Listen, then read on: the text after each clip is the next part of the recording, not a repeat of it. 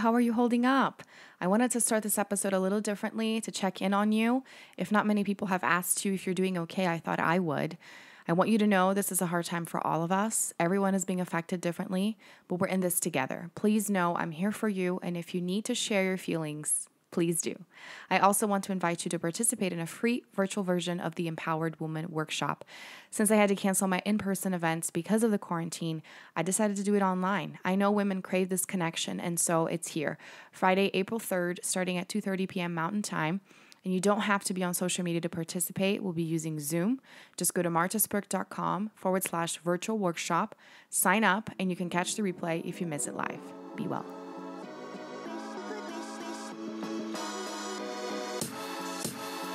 Hi, welcome to the Empowered Woman Podcast. This is a place for you to learn from inspiring women how to empower yourself through self-love. I'm so glad that you're here. My name is Marta Spurk, and I'm your host, triplet mom, woman empowerment coach, and all things motivation extraordinaire.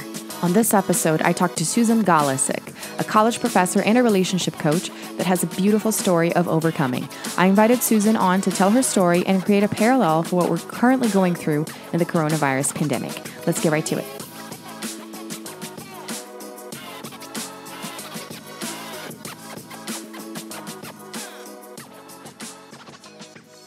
Hi, Susan. Thank you so much for joining me today. Hi, thanks, Marta, for having me. Yes, I'm excited. So a little background story. I actually met Susan at my very last in-person event. I attended the Women of Denver Summit, which I love the Women of Denver events, and she was one of the speakers. And her story was just amazing. And of course, she will tell her story. And even before all of this coronavirus thing and stay-at-home orders were going on, I have always talked about how important it is for us to find the silver lining, find the lessons in our challenges. So when Susan told her story, I was like, this is what I am about 100%. We have to lean into the hard and understand why something is even hard for us. What's happening, asking ourselves those tough questions. And this is exactly what her story is all about. And I think it's really, really fitting for the time that we're living in. So many things are uncertain. We don't even know when we'll be able to get together with groups of people again. So I wanted her to tell her story and also for us to kind of reflect here on how this message applies to the situation that the whole world is living right now with the coronavirus. So Susan, tell us a little bit more about you and then a little bit about your story, and we'll go from there. Okay. Thanks, Marta. I am a professor in the College of Business at Colorado State University, and I am also a certified relationship coach and have a wellness business on the side. And that wellness business is based on adventure and framing anything through adventure, moving forward, accomplishing goals, tackling obstacles, and that kind of thing. And a lot of that stems from just my own personal life philosophy. I've always been a bit of an adventure junkie and always trying to do the next cool thing that I want to try. And sometimes adventures don't go as well as you'd like. Because there's always uncertainty. Mm-hmm. Anytime you try something new, which essentially that's what adventure is, just getting out of your norm, getting out of your routine and trying something new. And anytime you do that, there's uncertainty. And so last year, I went on a personal retreat, and that was basically just to do some personal development. And I was down in Mexico. And as part of this retreat, just kind of learning and working on myself and reflecting on where I was and what was next in my life and so forth. And I just really started I was excited, and I started to feel like, oh, something big, I think, is really going to happen. And I was really excited about that.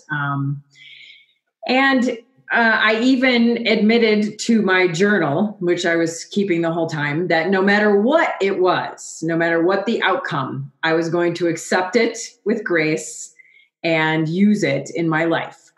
So I basically told the universe, even though I was excited and originally thinking it was going to be really all positive, I basically told the universe, whatever you give me, I'm going to take. And you got to be careful what you ask for. Yep. And I was putting about, it was 3.5 days into the 5 full days of development. I was putting an ocean kayak in the water, and a wave took me down and took the kayak on top of my leg and snapped through my tibia and fibula right above the ankle. And it was very obvious very quickly that the leg was very broken. And I was taken to a hospital in Mexico, and I was traveling on my own for this trip. I had never been in the hospital before. Oh my God. And other than like, stitches, emergency room in out kind of thing, or to visit somebody, but never myself, especially never while traveling on my own in a foreign country. And when I got there, they basically took x-rays and said, well, we're calling the surgeon and he's going to come perform surgery tomorrow. And I've never had surgery. So here I was facing this crazy thing that was going to have to happen to me. And I just kept telling myself, okay, you said you were going to accept whatever happened. This obviously had to happen to you. And so just accept it, just go with it, just be trusting. And that's what I did. And when I think the biggest fear I had, it wasn't that I was alone in the hospital. It wasn't that I was in a hospital in Mexico. It wasn't that I was going into surgery. The biggest fear I had was, what am I going to do when I get home?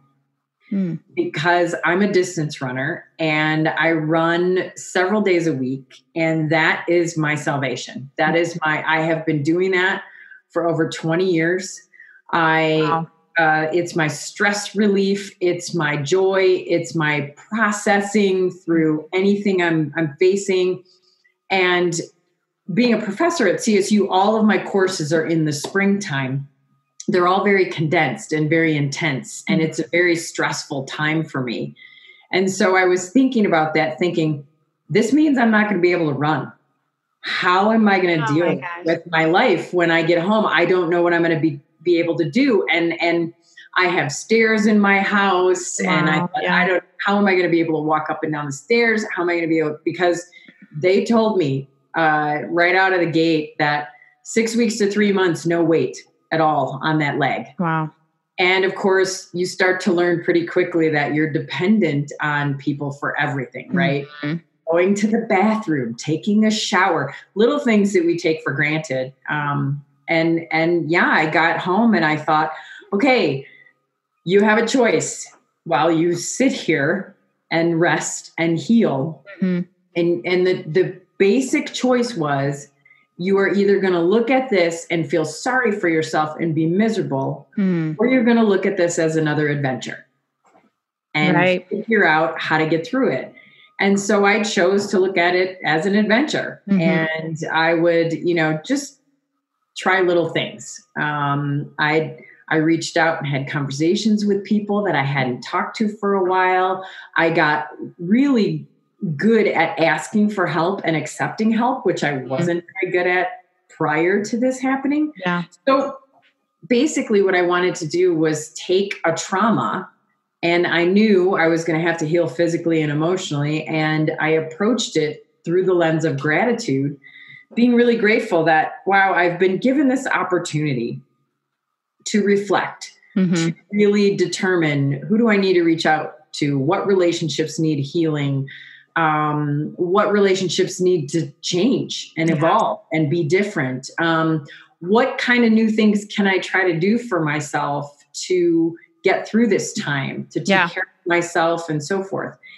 And it's really interesting because going through that process, it really was so positive, and I learned so many amazing lessons from it because I was grateful, and I approached it as, what do I need to learn? What more do I need to try? And so forth.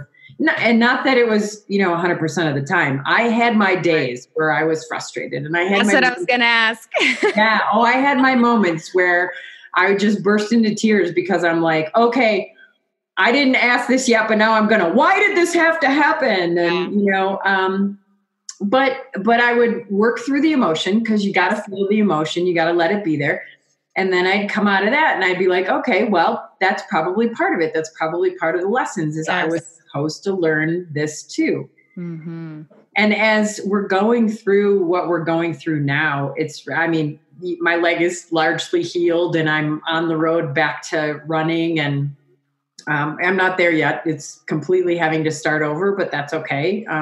It's So kind of how long has it been ever since you actually had the accident? It has been almost 14 months since the accident. And then I had surgery again in December because that was to take the metal out of my leg. So they had put metal plates in my leg for the bones to heal. Okay. And then in December, they took the metal out. And so then I had to go through another recovery where I couldn't put weight on it for a couple of weeks. But that one has been a lot faster because the bone was essentially already healed. Okay. So yeah, I just, as I'm rebuilding all of that stuff, we're now facing and so this was how I dealt with my trauma, right? Yes. I had gone through this trauma and I dealt with it. Well, we're all now collectively and individually going through trauma, yes. right? Because of the global pandemic and what we're doing and the fact that we need to stay at home and all of that. And it's really interesting because I've really been reflecting on how some of my behaviors now are very similar to what I had to do last year, stay at home and work on myself and reflect, okay, what lessons might come out of this for me? And so I've been trying to treat this as an adventure too, with what relationships do I need to reach out to and who do I need to connect with and how can I repair certain things and what relationships need to change and what can I do, in my house and what projects can I try to take on and what little adventures can I do knowing that, we're limited in where we can go and what we can do and who we can be around. But what can I do in place of that? And it's been actually for me, kind of the same thing where 95% of the time it's positive and I'm excited and I'm learning and I'm grateful. 5% of the time I'm like, well, I'd really like to go to the gym. It really stinks that now that I can physically work out, the gym is closed. But there are online classes and I've been exploring that and I've been, pulling out things that I have in the house and trying to just do what I can where I can to make up for things like that. And so, and the cool thing too is when you're going through trauma, if you look at it as an adventure, then what comes of that is often huge creativity. Yes. Because you have to get creative. You have to, okay, so if I'm going to turn this into an adventure, what does that mean? What can I actually do? And it work-wise, personally, with family, whatever challenges you might face at home, the cool thing is if you get creative individually, collectively as a family, some great things can come out of that. New games can be developed and new routines can happen. And it's not the same as face-to-face personal connection. Mm-hmm. However, you can do a lot online. Oh, yeah. You really can. And of course, some people don't have really great connections and it might be more limited, but you can still get a fair amount of connection and a fair amount done online, which is really pretty great. Yeah. Well, let's back up just a little bit because I really loved some of the things that you said was kind of like already answering the questions that were coming up in my head. And I just love your story so much for the time that we're living in because the concept of seeing bad things, sad situations, hard situations through the eyes of gratitude is something that I talk a lot about, something that we see a lot in personal development. But for people that don't really grasp this concept, it seems very abstract. But then when you think of somebody actually having a physical condition, that's not even necessarily a cancer because you can't really see, but a broken leg, that's something like that we can put our fingers on and see, oh my gosh, this happened. And what do you do now? And then you talk about your fears and that I feel like somebody listening to your story, the first thing that they were thinking, and that's what I was thinking when you were telling your story at the event is that, oh my gosh, having to have such an invasive surgery in Mexico. Yeah. It's like, what is happening? To imagine myself in that situation. And then to have you say, of course, when you were in this situation, it wasn't like the best thing in the world, because you'd said you hadn't been in a hospital, you hadn't been in a situation before, so you'd never even experienced in a comfortable position if it were, in your city with your family around you. But then thinking about long-term already, how those fears of, this means I'm not going to be able to run. This means this was right before spring, and you already, thinking about all these different things, which is what our brain does. Right. Preservation, right? What is my life going to be? And you see this entire thing in front of you. You're not even there yet, but you're already worried.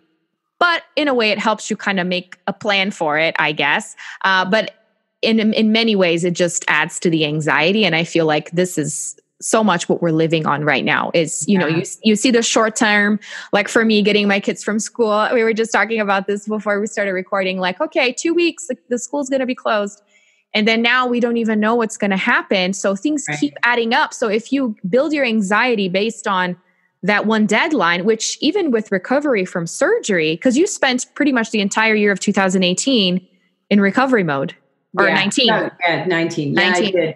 I did. It's funny because, healing from anything, whether it's an emotional trauma or a physical trauma or a combination of both, healing from anything is not linear. Mm-hmm. You don't go on this upward trajectory. I would have weeks where I felt like I made incredible progress. And then I'd have a week where I was like, well, I feel like I just backtracked. And I ended up, because I'm not good at sitting still, which was a valuable lesson to learn. I had one week where I did way too much. I took one simple message from the doctor and took that to mean, I'm good to go. And I did too much, and I ended up in severe pain for several days. And I didn't have a whole lot of physical pain in the ankle the whole time, lots of swelling and inflammation and discomfort and stiffness, but I didn't have a lot of actual pain. Okay. I never had to take pain medication once I'd left the hospital.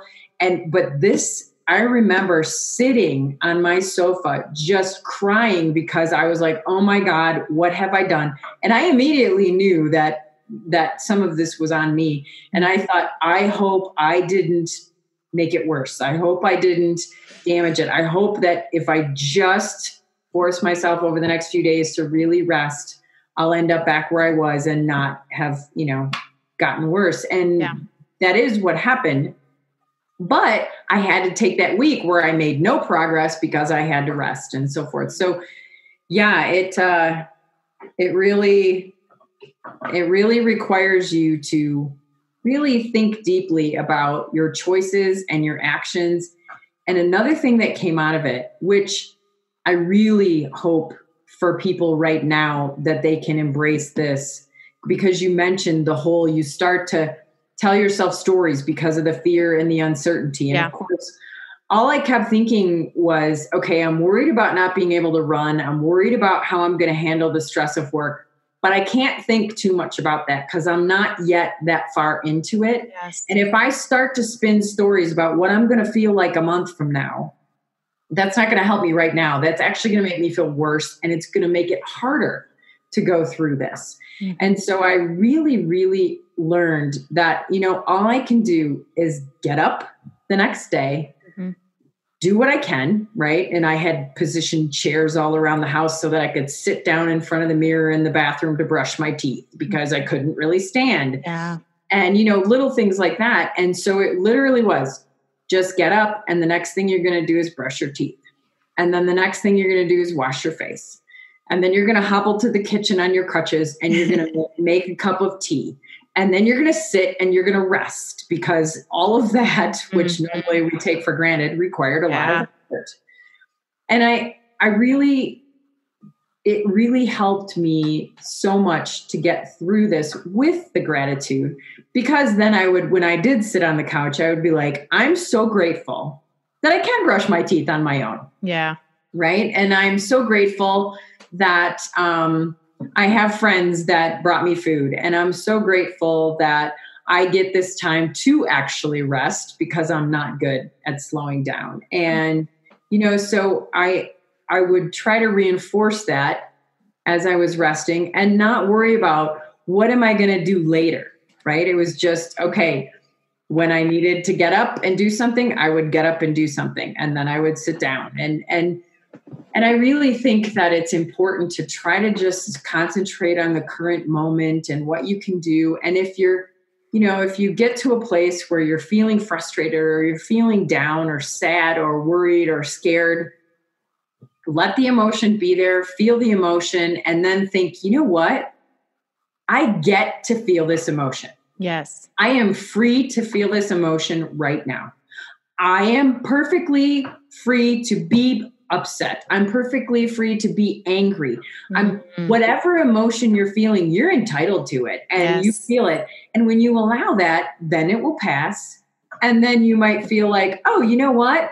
I'm going to go get the kids and see if they want to play a game or whatever. But it's, and then every moment becomes filled with gratitude and adventure as you work on, getting through each moment. I mean, we don't, just like you mentioned, that we don't have a deadline now because there really is so much uncertainty. Yeah. But we can't think about, oh, is this going to go till May? Is this going to go till June? Is it going to go? Right. It doesn't help. Yeah. No, it doesn't. Yeah. And I love that you said that it's not linear, because that's one of the things that I have been talking about with my journey with having the kids at home for over 2 weeks now, is how some days or even throughout the day, I feel like, oh my gosh, I got this, super mom, we're doing activities, everything's fine, they're behaving, no one's throwing tantrums.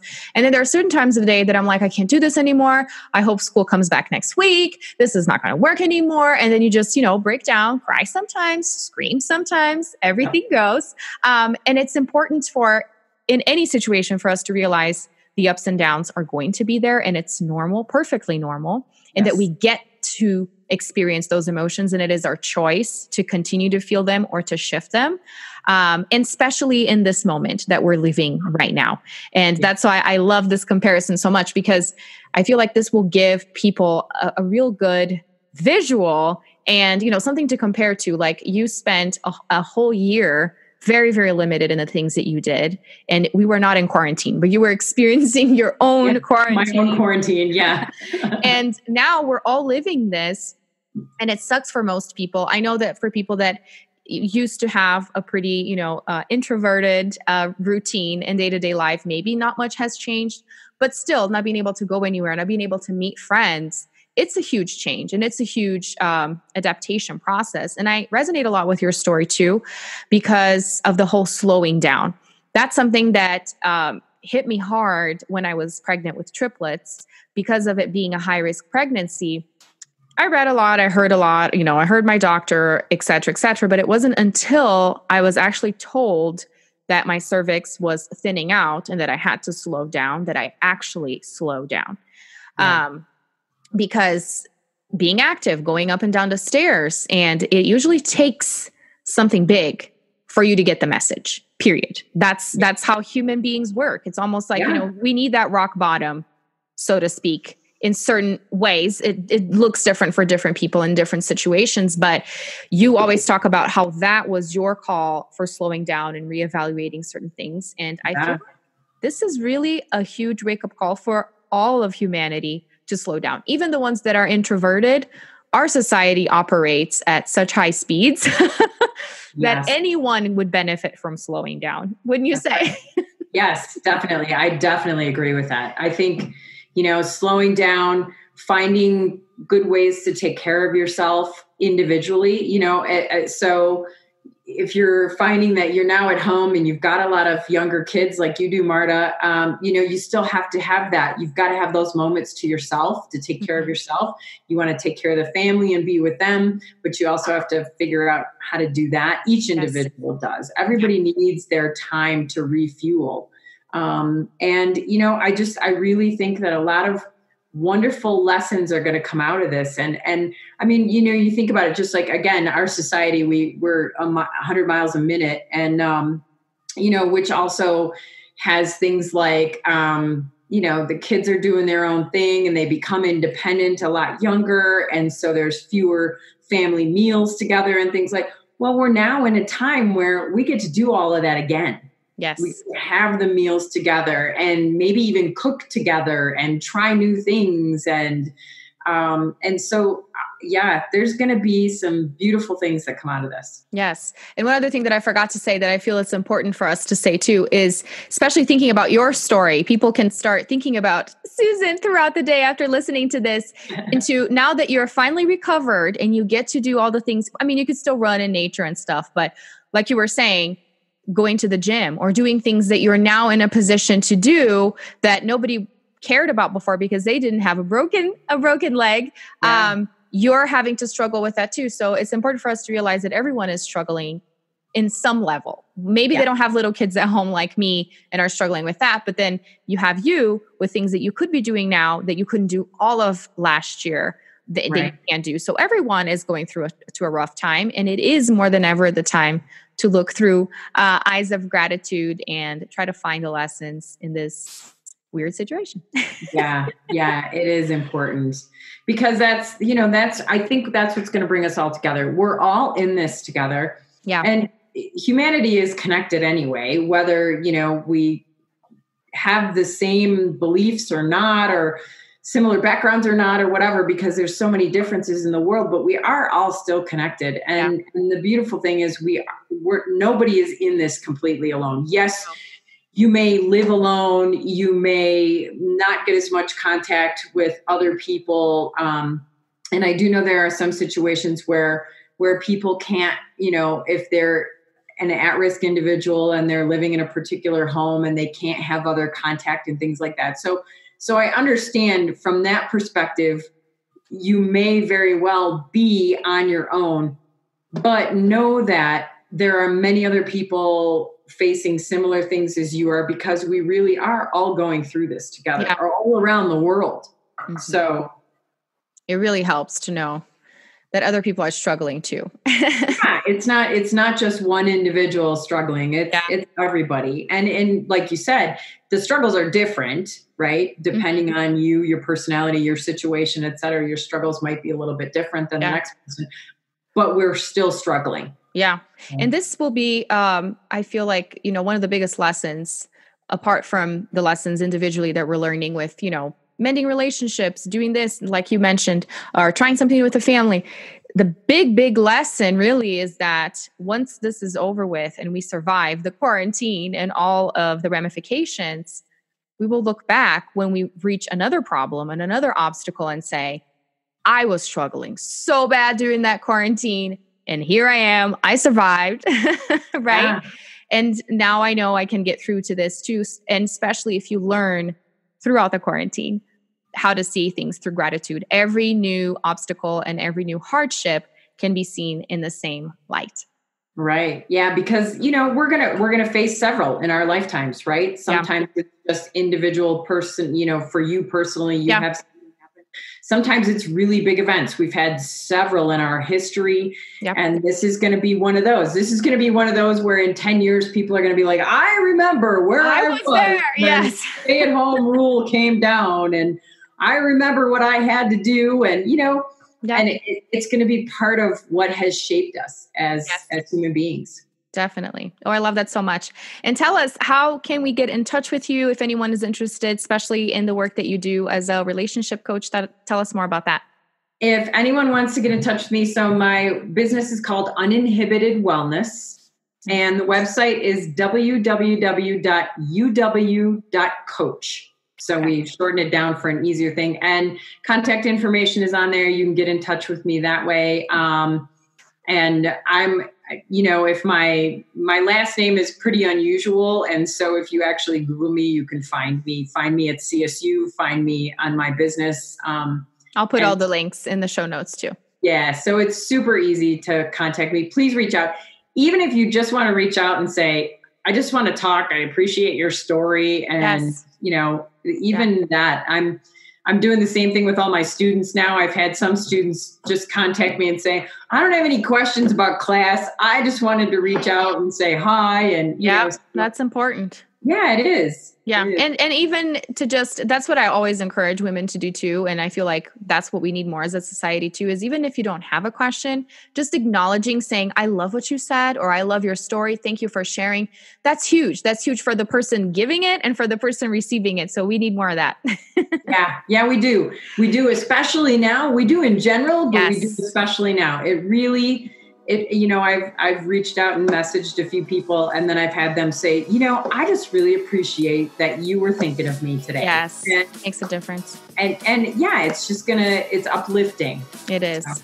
Awesome. Thank you so much, Susan. Your story is amazing. I'm so grateful that you came on to share it with us. Thank you, Marta. I appreciate it. I so hope you were encouraged by this. Share your thoughts with me. Reach out on social media or email me at marciasburke@gmail.com. And don't forget to connect with Susan and to sign up for my free virtual Empowered Woman workshop. All the links are in the show notes. Until next time, bye.